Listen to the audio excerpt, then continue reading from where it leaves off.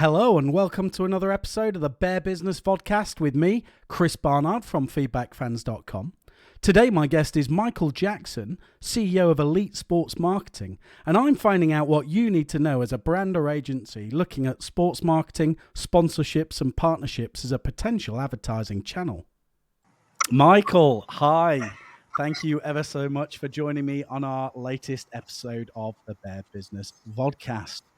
Our topic today is a mix of two of my favorite things in the world, sports and marketing. So you can probably imagine how stoked I am that you are joining me today. And no doubt our listeners are looking forward to a peek behind the sports marketing curtain as well, and understanding how partnering with a sports team might benefit their business and brand. Would you like to give us a bit of a brief introduction to both yourself and your journey to this point with your business, Elite Sports Marketing? Yeah, absolutely, and thanks for having me on. So I started Elite Sports Marketing about 7.5, 8 years ago now. Strangely, probably, I had zero experience in the industry when I decided to set up Elite Sports Marketing. I'd spent most of my years in sales, so I knew it was something that I could do and I was good at. And I'd had a passion for sport, and in my previous role, I'd bumped into a few football clubs and sort of talked to them about what they did in general, on the commercial side of sport, um, and just felt actually this is something I could do.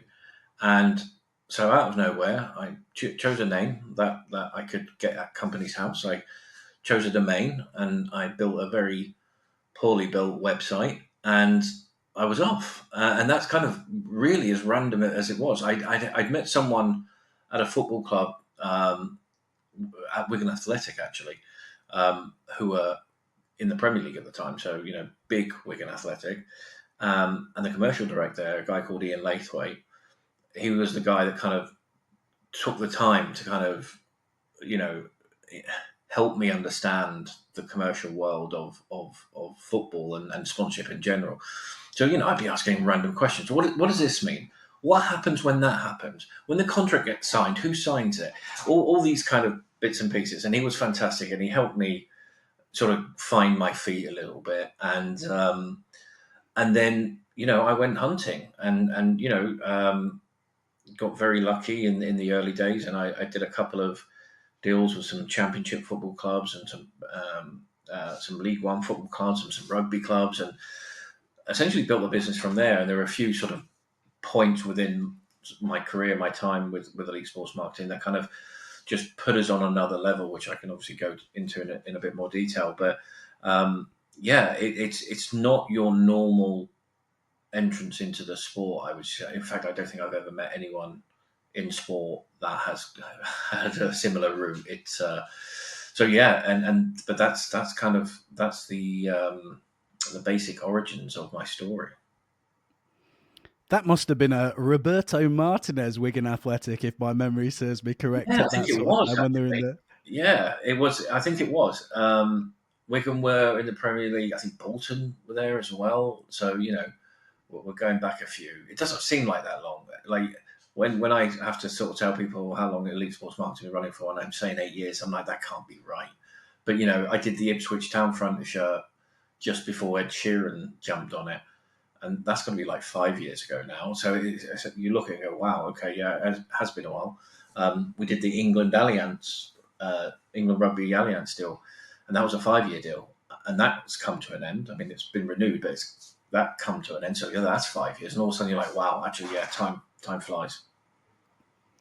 It's such a wonderful story to hear, because I imagine a lot of the listeners, particularly those who also love sports and marketing, will no doubt at some point have kind of imagined themselves in either one of the commercial roles or maybe client side working with a sports business, either that they care about or because they used to play sport and understand the value of sport. So it's always great to hear a story of someone who has broken through. And exactly as you say, I can totally imagine that I suppose the roots, because there are um, a select amount of jobs, right, at these clubs, that they must be so highly sought after that actually in a lot of cases you're probably either progressing up from sort of the T-man all the way up, or you are coming in through some sort of irregular route because someone opens a door for you. Very similar. That was my route into investments, actually. A lot of people from my background don't end up in investments in London, but someone opened a door for me and said, actually, we'd benefit from your background here, Chris. So Yeah. wonderful, great for the aspiring entrepreneurs who listen as well.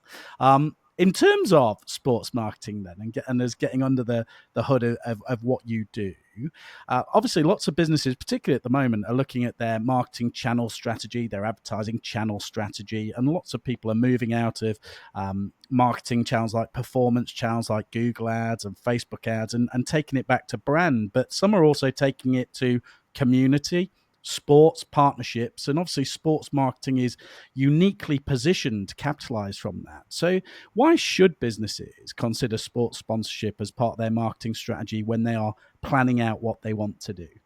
Yeah, and it's a great question, and it's one I get asked quite a lot. And the companies that we deal with and we speak to, there are sort of two main mindsets, maybe three. One is brand exposure, right? Because nothing speaks to an audience as well as football does. To give your listeners some idea of numbers, the Premier League receives about 3.4 billion viewers per season. Nothing comes close. You mentioned the Super Bowl, uh, before we kicked off. To put that into perspective, the Super Bowl gets 155 million viewers for the Super Bowl. Now, granted, that's just one event, but that's the Super Bowl is this big, huge, end of season NFL championship, etc. Premier League gets 3.4 billion, right? The numbers are just, ridiculously high, and again, closer to home perspective, La Liga with Barcelona and Real Madrid and Atletico Madrid, etc., get about 1.1 to 1.4. So it's massive. The championship is, I think, ranked four. It moves, but between fourth and fifth largest watched league in the world. Sometimes it's bigger than Serie A, sometimes it's smaller than Serie A. But again, the numbers are just there. So if you're a brand and you want to invest into something, football gives you a ginormous audience week in, week out. And there's a trust with that, right? If you're seeing a brand on a shirt, you look at Cinch, for example, who have been on a couple of football shirts. They're also obviously England cricket. You begin to trust those organisations because you see them all the time. So when you are naturally thinking, hey, we've got to get a new car. What are you doing? Well, I might go to the local, but also I'll probably jump on Cinch because, I can have a look around. So it becomes, part of your daily language at home. And I would imagine you could speak to any football fan and they could list off a whole bunch of sponsors and they're probably using their products and services because it comes to mind. And the second area that a lot of brands come into is what we would call supply. So, for example, we've just done a deal with Crystal Palace with a water company called Cure, Kure. They will now supply the water in stadium for Crystal Palace. So if you go and buy a bottle of water at Crystal Palace, you're buying Cure. There's obviously a financial return for the water company for that, but they also have branding in the stadium, social, online, etc., to push their branding further out to fans across social media. So those are the two main reasons. But also, and thirdly, and this is something that's definitely really started to sort of come to the fore in the last 5 years since COVID, really, is the community side of football. So pretty much every single football club, including your beloved Lincoln City, will have a foundation. And so brands are now more acutely aware than ever, I guess because of COVID and the stories that come out of COVID, that having that kind of human connection with the fan base is really, really important. And to be involved with the club at a kind of grassroots level, not just, on the pitch and logos on a shirt, that you are, investing into the food bank that goes out to the local community, that you are getting involved in, school meals and things like that. Whatever the focus is on, for the Football Clubs Foundation. So those are the kind of three pillars I would say that are most important to brands when they're looking at sport as a way to. And we're using football, but this is copy and paste for cricket and rugby union or rugby league, and so it works everywhere. And speaking of, I'm glad you bring it up, my beloved Lincoln City. I've noticed something particularly in the last, as you say again, maybe the 4 to 5 years, particularly at Lincoln City, which is that the professionalisation of the commercial departments at a lot of these sports clubs, a lot of these football clubs, even going down the tiers for those who haven't had the benefit of seeing Lincoln City. We play in League One in the English football pyramid. But even League One teams now are offering very sophisticated hospitality packages, very kind of in-depth, emotionally connecting advertising space and community opportunities. We've moved away from that kind of, here is a banner by the pitch side, that's what you get, you pay your money and that is all you're getting. There's been a maturity in the commercial offerings of these sports clubs, hasn't there, Michael? Have you seen much of that in your time, obviously as a stalwart of the sports marketing industry? Yeah, absolutely, and you're spot on. And again, I think since COVID, again, that has kind of bumped up another level. I think it is so important these days. The days of Coca-Cola and Pepsi and Samsung, shoving logos on shirts are gone, right? Those big corporate blue chip global organizations are now spending their money, not only in social media, but in other areas as well. Coca-Cola and Pepsi more are now looking at concerts and events and those kind of things. So so it is important, and clubs to their credit have really understood this really, really well. And there are some clubs that do it amazingly. Like one of the clubs that I talk about quite a lot is Norwich City. We have worked with Norwich a number of times now because of how good they are. They really look after their clients. They really take the time to understand what they want, what they need, what's important to them. But they'll go a little further. Like we did, as an example, we did a deal with Norwich City and the tourism board of Tampa Bay in America. So Visit Tampa Bay. And the deal was initially a 1-year deal because Tampa wanted to test it out. It's not something they've done before, and it's obviously on the other side of the world. Let's test the water, see how it goes. And Norwich were great. Like Norwich, any deal you have will be written down on paper, right? It'll be a legal document. You will get this, and you'll receive that, and all the rest of it. But what Norwich were really good at was coming up with ideas, and just off the bat, we're playing this team this week, and I think that leans really well for us to perhaps at the corner of the stadium we'll put some sand down, we'll put up a fake palm tree, and and do all these kind of activations. Now, listen, it's not in the contract. We're not going to charge you for it. We just think this is a really good idea. Shall we do it? And so what was initially a 1-year contract ended up running for 5 years, 6 years, I think, 5 or 6 years. And you can't buy that. You can't buy that kind of real engagement with the brand to bring them on board. And clubs are good at that these days. Clubs want to do that. What can we do that is different? What can we do that is funny? What can you do that is serious? And again, using Norwich as an example, Norwich don't have to do these things, but they do them anyway. So Norwich did a mental health campaign. No one asked them to do it. They were very much aware of, obviously, all the situations with COVID, the struggles with the NHS and mental health issues, etc., etc. And they produced in-house. So this wasn't some really expensive media company coming up with an idea and costing the earth. This was all done internally, and they produced a video. And your listeners and viewers have to see it if they haven't seen it. If they do nothing else, they have to see it. And it blew my mind. And I think it did for everyone else, because I think it got something, and we're going back 3 or 4 months at this point, so it's probably a lot more now, but it was about 550 million views. It is now being used by organizations all over the world, including the UN. Norwich are going to speak at events around the world about this video that they produced, and the importance of mental health in men, um, because no one was talking about it. And Norwich said that's not good enough. And so, it's clubs that are kind of willing to go to sit down and go, what can we do? What can we do that's different? Rather than what we have to do on pen and paper, what can we do? And those are the kind of clubs you want to work with. And there are loads of clubs out there, great clubs. We've worked with amazing teams all over the world. These are just a few examples of the really good stuff that's been done. Yeah, that check-in on those around you campaign by Norwich that you mentioned, we'll add it into the show notes so our listeners can go and watch that and listen to that. It was hugely impactful, exactly as you say. I share your sentiments in terms of it seemed so important at that time, because that was another time.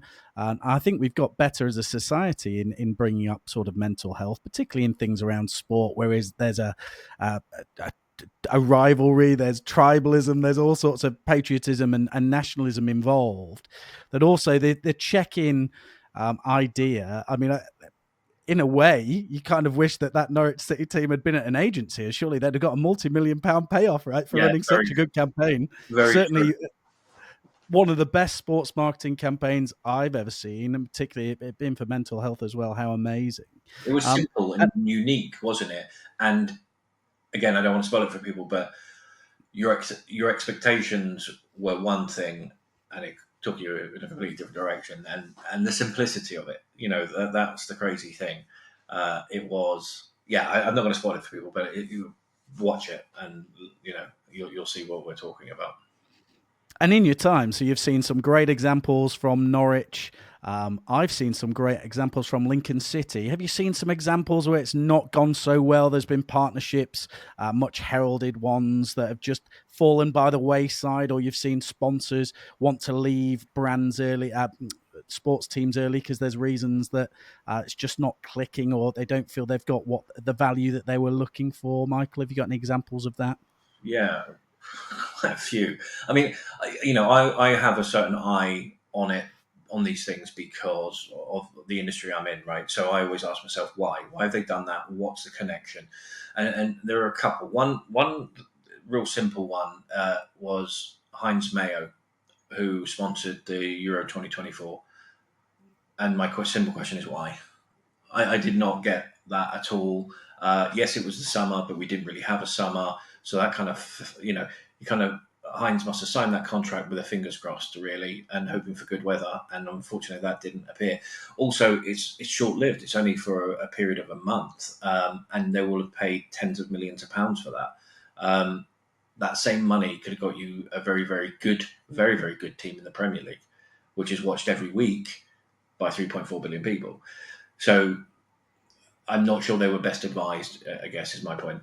But I guess one of the ones that kind of I'm aware of, and certainly, the talk of the town is with Manchester United. So their previous two principal partners were Chevron and Teamweaver.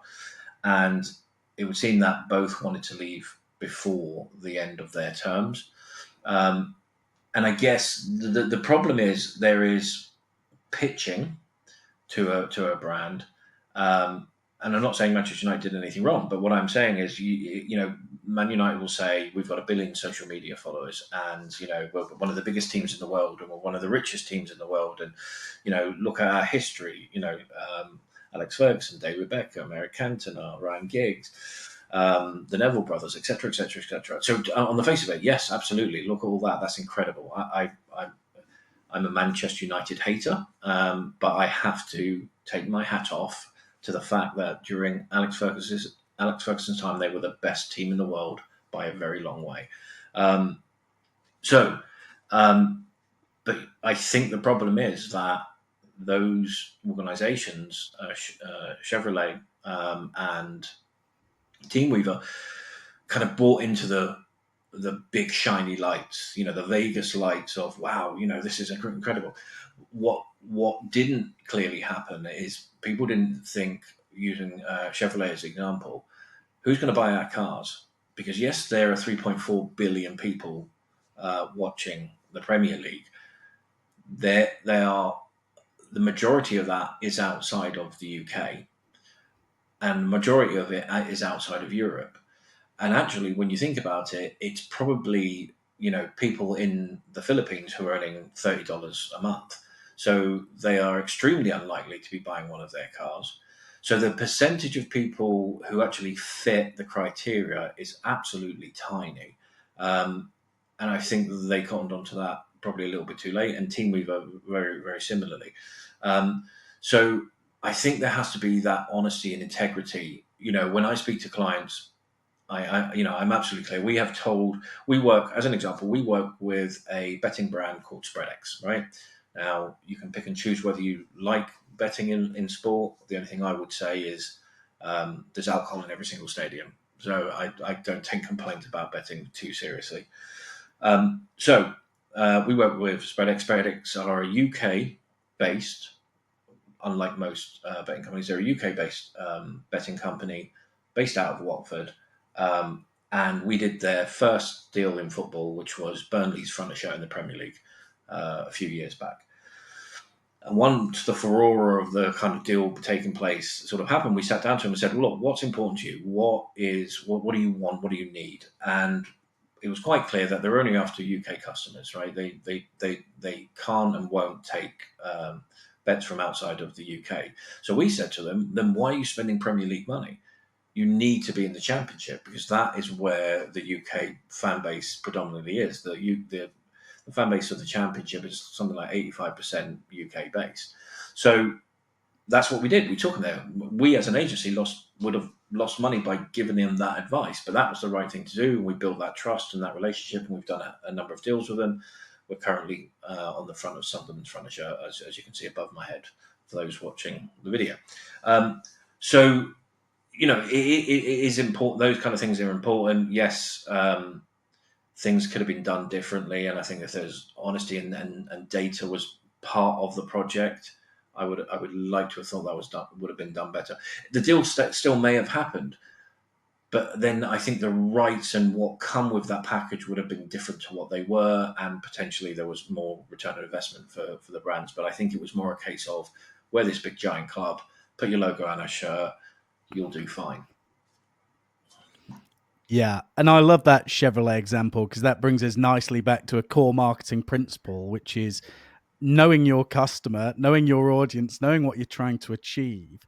And I suppose the most important part of any partnership, no matter whether that is on a level with Man United, say, or your local village team, doing your due diligence and understanding who you will be marketing to and what your messaging should be in that environment is kind of the most essential thing you can do, really, isn't it? Absolutely. It must be such an important part of your role, must be understanding the sort of team's personality and how they are, and then understanding your client brand's personality. How do you go about that process? I think that would be fascinating to our listeners, just to get an insight from you in terms of how you decide. So obviously, as you've correctly identified there, obviously Chevrolet and Man United, for various reasons, hasn't worked out there. How do you stop that happening as someone who works in this industry? How do you go about the process of matching a brand who comes to you and says, we want to achieve this, with a team who you think they can do it with? Yeah, yeah. Well, I mean, first and foremost,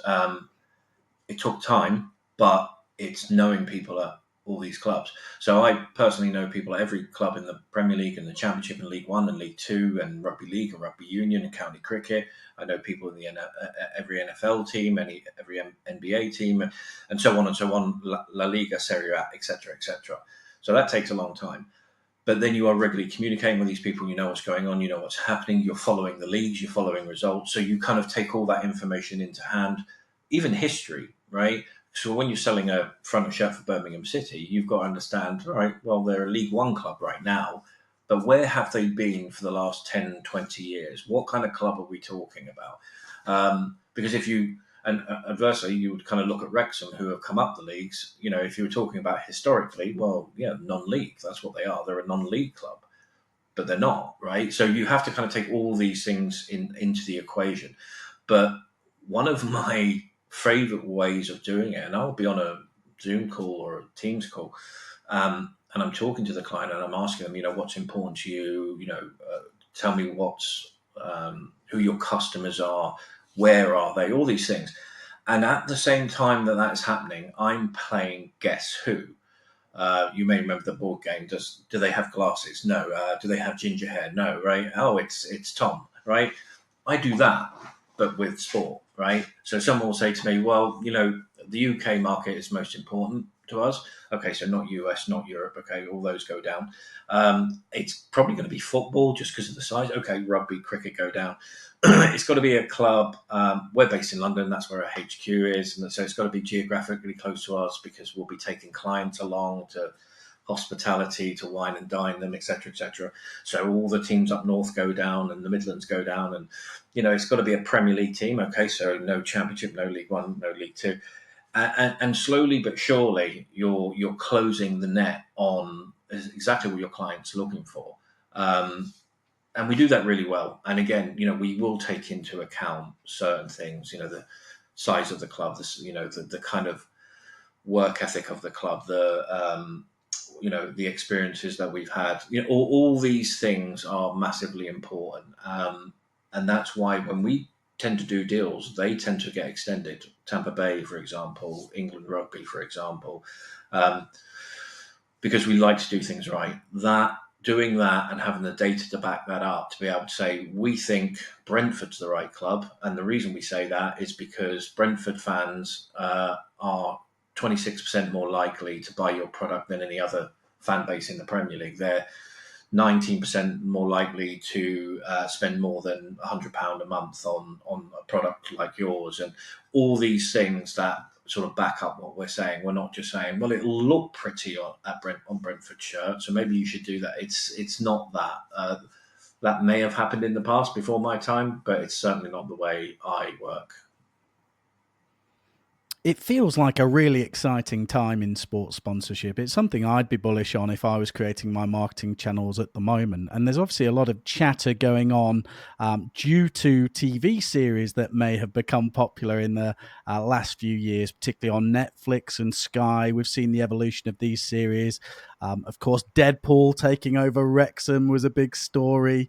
We've had the Sunderland Till I Die documentary. I've recently watched the Mission to Burnley documentary that I thought was very well made and very interesting. How do you feel these TV shows have contributed? It's probably part of why it feels so exciting, sports marketing at the moment, and has probably brought a new audience of brand marketeers who are now interested, or will at least look at these partnerships, Michael, who might not have been that excited by it before. Yeah, I think the one I've watched and really was kind of the foundation for the others really was Sunderland Till I Die.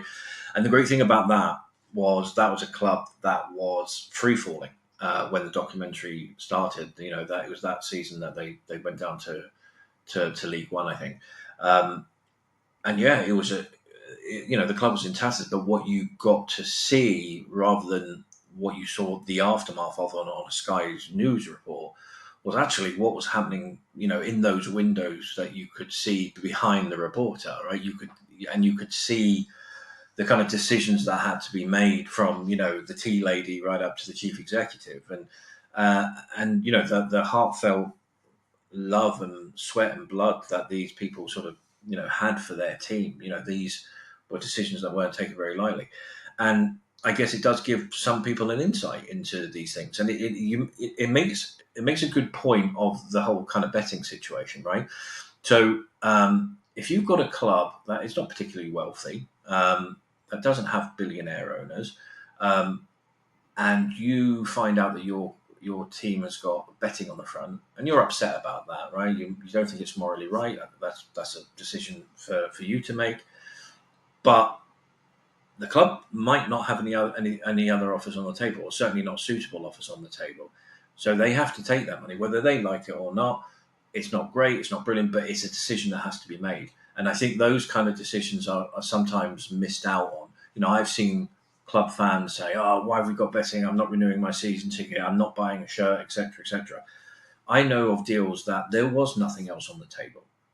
So what do you want? Do you want to moan about having a logo on a shirt, or do you want money in your club's pocket to spend on your community? It comes back to these Netflix series, especially Sunderland Till I Die, where they are having to make these really difficult decisions. some that the fans are not going to like, but it saves the club. Yeah. Yeah, and I think Sunderland fans, I mean, if you look at I suppose they've been through a bit of a transitionary period and are on the up now. And equally in sports sponsorship, I'd say that's been through a transition period and certainly on the up. And we've seen changes. I mean, I remember when I used to work in print advertising, and we opened up a backspace Solus, it was called, which used to be the front page ad, but basically we opened up a back page ad on the sports paper so that people could advertise there and align themselves to Lincoln City and our writing.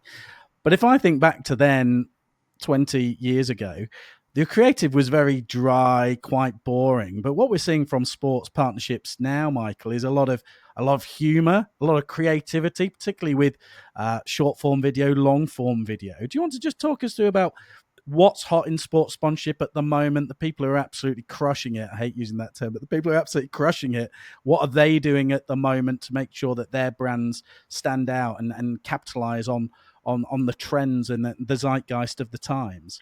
Yeah, I mean, look, you're right to say 20 years ago, I think most partnerships were very much copy and paste, right? We'll give you a little bit of that, a little bit of this, and, good luck to you. Seeing, we'll invoice you in a year's time for next season's stuff. So, but now clubs are so much smarter, and whether you're speaking to a Premier League team or whether you're speaking to someone at the bottom of the League Two, everyone's very, very professional, right? Everyone knows that you've really got to start with a blank piece of paper when it comes to a partnership. So, what is important to the client, right? Why offer someone hospitality for games as part of the deal when their offices are based in Australia? Right, they're not coming to games every other weekend, right? But that used to be what happened. That's what you get in the package. So take it or leave it. You don't use it, you don't use it, but it's there. Now clubs won't do that, right? If you say to them, well, look, most of our business come through social media. Great. Well, we'll do more social media. So clubs are very savvy now of actually building bespoke packages for the client, and some of that, is educational. So, we're working with a brand right now, and it is hard to kind of explain what they do. Even they find it hard to explain what they do. So, actually, what we've talked to them about is actually saying, well, let's get the club to do a video, a content piece, an education piece. So, actually, rather than trying to say what you do, let people see what you do in action. And that is a way that we're helping them to kind of educate people on what they do and how that might be of interest to them. So we're working on that. But I think stories, real life stories, is where it's at. Again, going back to COVID, we're all stuck at home. We're all, on our social media, whether it be Facebook, Instagram, TikTok, etc. And we like seeing real life stuff. And teams understand that. And so these days, it is more about those kind of real life stories. I use as an example Jack Grealish. Um, his sister is disabled. I can't quite remember what it is she has, but he spends like so much time with her, away from the football, away from training. He will spend so much time with her, and they are actually, it's hard to kind of tear them apart. But actually, Man City have produced videos with them two together and just kind of showing us that, yes, he's an extremely well-paid football player, but this guy then goes home and spends all that time with his sister. He's a real down-to-earth kid. And sometimes that gets forgotten. So I think it is good that you see these type of stories. But also, on the community side, that is why businesses are so keen to get into the community side of clubs, because it shows them doing good, right? Because it's really easy to shove your logo on a shirt, but actually we're not just here for that. We are here to help the community. We did the deal between England Rugby and Allianz, Allianz being one of the biggest insurance companies in the world, so massive global organisation. And it's really easy to kind of look at that in cold daylight and say, that's a big, giant organisation, cold-hearted, etc., etc. Absolutely not. When we sat down with them, they said to us, look, we'll be England's partner as the official insurance partner of England Rugby, but only if we get the women's game. And they are the title sponsors of the women's game, and that is really where their focus was. It was about empowering women, getting women back into sport. They didn't need the England men right? That wasn't what they were there for. They did it because it was part of the deal, but actually they were really there for the women's game. So I think again we forget there are actually real people on the brand side who are really trying to make a difference. So I think you're seeing that more and more. Um, and yeah, I think it's a great thing because yeah, where it used to be transactional, now there's real human stories being told. There's real benefits to the fans and the fan base. Um, and yeah, it's. I'm pretty sure if any of your listeners look at their own clubs and just talk a lot, there's stuff going on, and it's something that's being pushed by the brand, and it's putting money in the club's pockets, which I'm sure they'll be happy about as well. The marketers amongst our listener base will certainly be rejoicing at that, Michael, that you're talking about the importance of storytelling, something marketers have been banging a drum probably since the start of time, but it's come back again, particularly in the last few years, that it's so important to make that emotional connection. Of course, a lot of the fans of these teams have an emotional connection with their club, and sometimes they have it with players as well. There's a particular player at Lincoln City who we all get doughy-eyed about called Lewis Montsma, who was a Dutch defender who came over a few years ago. Really a Rolls-Royce defender. Some people will be saying, you don't have Rolls-Royce defenders in League One. An absolute Rolls-Royce defender to us as Lincoln fans who have had some great defenders actually over, say, the last 20 years, actually, some great defenders. But there's a great love for Lewis Montsma. He came over and he'd done an ACL injury, so everyone was aware of that. And then in sort of the 3 or 4 seasons we've had him, he's managed to do another 2 ACL injuries. But because everybody remembers how amazing he was, not just in those seasons, how hard he's worked to come back, how he's a first hand in the air, always for community, for foundation work, always gets a warm reception from the fans. It's such a story that everybody is so desperate for him to get back on the pitch, desperate for him to do well. There is such a connection there. And we're hopeful. We've seen him on the bench a few times. Gets clapped as he walks out and does his sub stretching, which I'm sure he enjoys. And there was a big clamour at the end of the year. There was a concern that he'd be let go, maybe go back to Holland. But actually, he's stayed on. They gave him a short-term contract. And really, the fans were desperate for that sort of thing to happen. They really wanted to. They've always put so much faith in him. And I'm sure in a lot of ways, he actually wants to repay the fans. I mean, that is not, other than sports marketing, I'm not sure that there's that kind of vibrance or loyalty that you can engender anywhere else. Is there outside of sports marketing, Michael? Well, it's hard to say, isn't it? But I would say that football can do that to you, right? It is an emotional heartbeat for so many people across the country and across the world, obviously. And it does those kind of things. It warms a heart, doesn't it? Right? He will have put his blood, sweat, and tears into that club, and the club genuinely appreciate that. And clearly, to Lincoln City's credit, they've listened, right? How many clubs don't listen? I'm a Chelsea fan, and I'm imploring the owners to stop buying players. It's ridiculous. But yeah, absolutely, I think and I think it's weird because I think from the outside people think, oh, it's all transactional, it's all about business, etc., etc. Actually, I think it's almost the opposite. I think we've come a long way from the days of transactional um, relationships between teams and sponsors, and that's just in those two words. They're not called sponsors anymore; they're called partners, and rightly so, because sponsoring a team suggests that you put money into it, and you'll get your logo somewhere. Where partnership is very much what it is all about. How do we make this right? How do we make this better? And an agency like mine exists because we are able to. Because look, it's great if you can go to speak to Lincoln City and you want to work with Lincoln City. Great, brilliant, fantastic, wonderful. However, is that the right route to go, or should you speak to someone like me who will actually say, well, actually, I think given who you are, what you do, I think Cambridge United is the better team for you, and here are the reasons why. So if you go speak to Lincoln City, they will promote Lincoln City. If you go speak to Chelsea Football Club, they will promote Chelsea Football Club.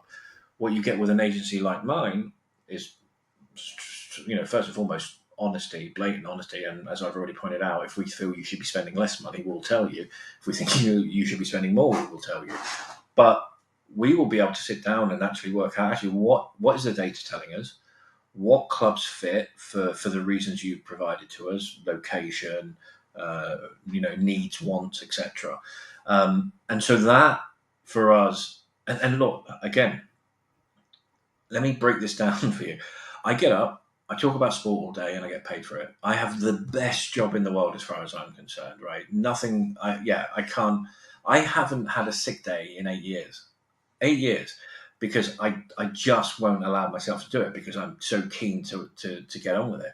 And so it is that important to me. These things are so important to me. And having that integrity has kind of built us to where we are in such a short period of time. We've done some other things. We've built this online platform where people can see what is available. You can't just see it on the internet. You have to have a unique link from us, and we're very sort of picky on who sees it because there's a lot of important data in there. But we kind of brought something new to the table for both football clubs, well, sports teams, not just football, but also for the brands as well. And that's kind of what's risen us above some of our competitors. And yeah, it's just great.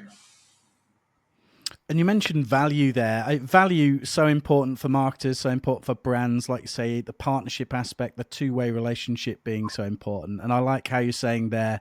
Again, a lot of people would quite naturally say, myself with feedbackfans.com, okay, well, I'm a Lincoln supporter, so I'm going to go and sponsor Lincoln, and I want the front of shirt because everybody tells me that's exactly where I've got to be. But that's not the case, is there? I'd just like to explore in our last question together, sort of the pitfalls, just so that we can give people some things to look out for, some red flags, some green flags, hopefully, and how these businesses, brands listening can get the most value out their sponsorship.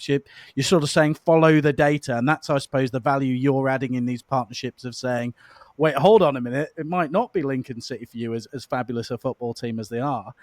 You might actually be better sponsoring Cambridge United, who Yeah, we're going to beat on Saturday, or another team for another reason. Naturally, doesn't have to be the front of shirt. Could you give us a breakdown? I think the listeners would love to get a bit of an idea of the numbers. How much does it cost? I imagine some people have been listening to the whole podcast. We've done well to hold them back to this point, Michael, to say sort of how much do these packages normally cost through the divisions? Could you give yeah, us some info on that? yeah, absolutely. It's none of this is kind of like a secret, right? But I guess no one talks about it. Clubs won't sort of out and out saying, "Oh, it's going to cost this," because they'll tell you, "Well, it depends what the package looks like, etc., etc." But yeah, I can definitely give you some numbers. But you're right. One of the biggest issues we have initially with some people is that they'll come to us and say, I want to sponsor Lincoln City," and the first question is why, right? So we have to, because so many of the times it's heart over head, right? They have this passion, they love football, they love their team. I want to do something with the team, but is their team the right place to go? So I won't dismiss it immediately. I'd ask the question, why Lincoln? Well, maybe your head offices are in Lincoln, and maybe your customers are in Lincoln. In that case, perfect, brilliant. But actually, if you want a wider audience, and your audience is quite a young audience, and they're motivated and they're on social and all the rest of it, then I would be pushing you towards Cambridge United, because Cambridge has universities and colleges. So, Cambridge is full of young people who are using social media, who are, you know, purchasing most of their purchases online on their phone. So we would look at all that information and data to help you make the right decision, not the decision that comes from your heart, as hard as that might be for you. But again, and it's interesting you bring up the prices, because we did. It was actually on LinkedIn, and we put a post up saying, "How much do you think it would cost you to have your logo on a sort of mid-level F1 car?" So I'm thinking McLaren, I'm thinking Williams, because I think since before McLaren started doing really, really, really well this season. So it must have been just over a year ago we did it.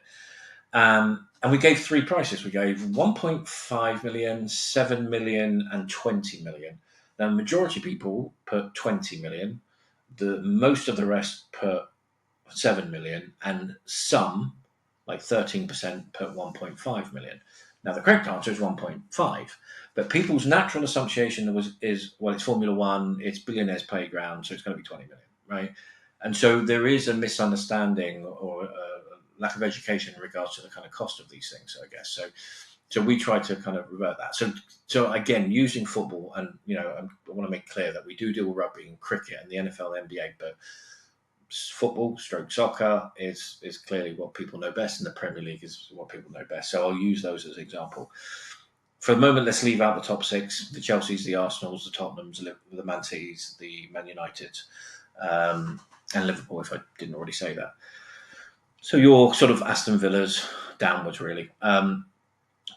So at the bottom of the Premier League, you're probably looking at about 3.5, 4 million for a front of shirt. You're looking at going up to that kind of sixth place, up to 10 million. So the numbers don't jump that much. So, most of the Premiership you can get from 3.5, 4 million up to 10 million per season, right? Then there's the big jumps, right, to the Tottenhams, the Arsenals, the Chelseas. You're talking from 30 to 65 million. Man United being the most expensive of all of them. And so that kind of gives you an idea of the kind of cost for the front show. In the Premier League, Championship, you're looking at from at the top end, you're looking at it's getting to the £1 million point. I think that's probably already here. I think, I think about 1 million, but maybe one club would get 1 million, but everyone else is kind of like the other bigger teams will be like 800k. Bottom of league championship, you're looking at 350, something like that per season, 350k. League Two, the very top, you're looking at 250 if it's a big team. If Portsmouth were down there last year, Derby were down there last year, Sunderland were down there the year before. Those kind of teams are going to get 250. At the bottom end, you're looking at about 150. And then in League Two, you're looking at kind of 150 down to about 100. It doesn't really go much further down than that. And those are the front of shirts. And then you've got the sleeves. And so, I could spend another half an hour just talking about this subject. But that gives you an idea. But I will add, so if you went to a mid-table championship club and the front of shirt was 500k a year, you could probably get an official partnership for about 50 to 80k. And essentially what that is it's the same. You're getting the same things that the on-kit partner is getting, the sleeve partner or the front of shirts partner, but just less of. So you're getting hospitality, but less. You're getting LED around the pitch, but less. Social media, but less. But a lot of the same stuff, and it's much more cost-effective. And you would be, and your listeners will have heard it before, but the official airline, the official toothpaste partner, the official whatever it might be. So it doesn't have to be an on-kit relationship for you to kind of get exposure through the club, hospitality, social media posts through the club, video activation, etc. So there are different ways to cut it. Yeah, and that's some great insight. I think a perfect place for us to wrap up. I think we could have gone on for another couple of hours. There's quite a lot of questions I've still got for you, but we'll leave them to be asked by the listeners in the comments. It would be remiss of me, though, to let you go without the final bare business question we ask everybody. I think says a lot about what our guests like to do in their downtime when they can get a couple of hours to themselves. And the question we ask on that, Michael, is what's your favorite game? Can be a video game, card game, board game, anything you like to do to unwind. What do you like to play when you're not sort of setting up these fabulous sports marketing deals? Yeah, you know what? I'm a massive gamer. I'm a console gamer, which will disappoint probably half your audience. I see a computer day. I don't want to go then spend the rest of the evening sitting playing with a keyboard.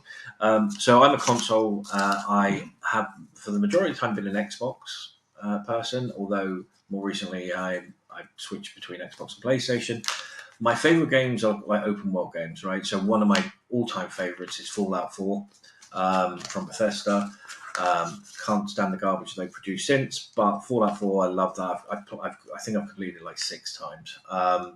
And on the PlayStation, The Last of Us and Horizon is a more recent game. Again, they're all kind of open world, mission based campaigns where you're going back here and having to.